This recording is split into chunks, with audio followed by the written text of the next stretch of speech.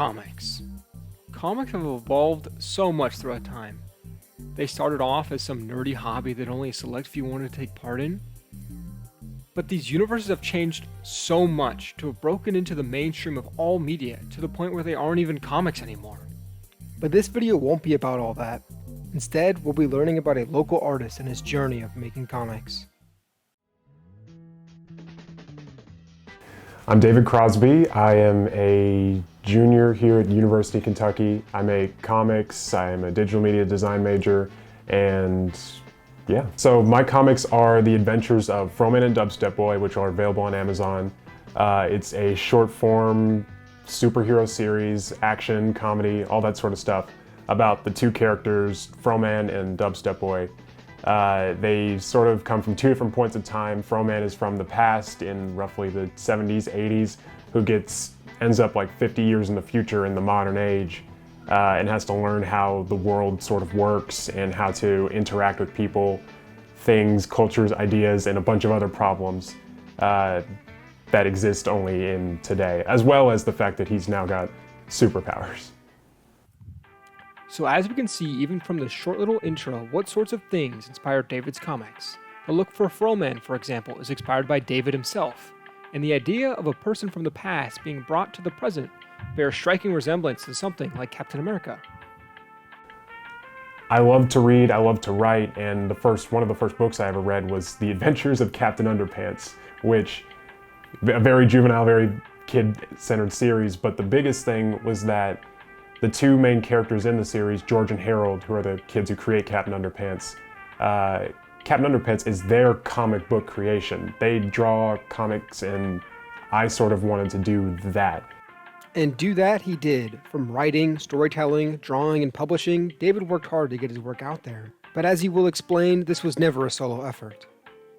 It's always been a collaborative effort even from elementary school through high school.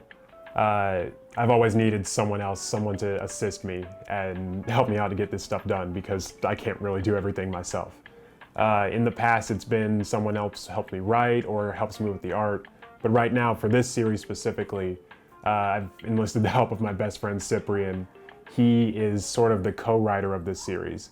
Hi, my name is Cyprian Omweri. I'm the co-writer and editor of the Fro-man and Dubstep Boys series. We've been pushing through and we always come up with something and we never truly give up, and it's been going on pretty strong. The biggest thing I've struggled with is motivation and time management. There is so much that goes into making a final product, and most importantly, a final product that I'm happy with.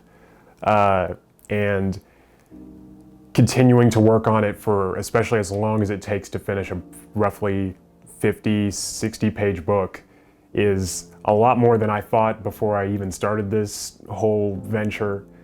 It's tons of work, tons of time, and every once in a while there will be a moment where it's like, I really don't want to work on this today, or I don't want to work on this week or month.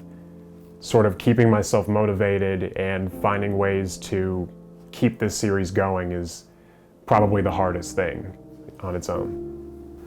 A lot of times, motivation just isn't there. Like, I don't want to work on this, I don't want to work on it today, tomorrow.